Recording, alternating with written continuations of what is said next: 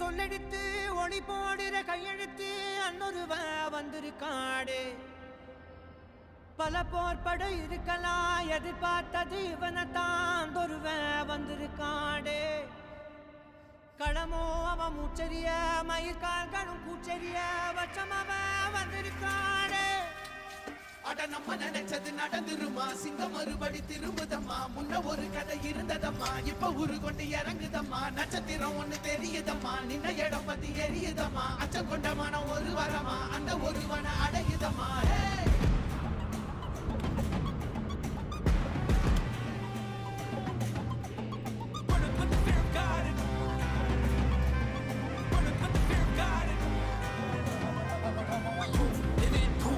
இதுக்கு பேர் தான் சத்தமே இல்லாமல் ஒர்க் அவுட்ட முடியாது.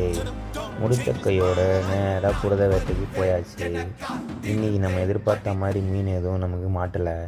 எல்லாமே சரியான ரேட்டு. நம்ம எவ்வளோ விலை பேர பேசி பார்த்தோம், ஆனால் எதுவும் செட் ஆகலை.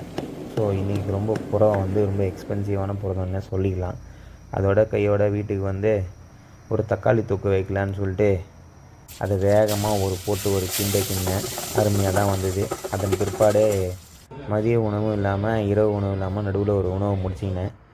நல்ல புரதம் நிறைஞ்ச உணவு சாப்பிட்டுட்டு இன்றைக்கான 10 பக்கங்களை புரட்ட ட்ரை பண்ணேன்.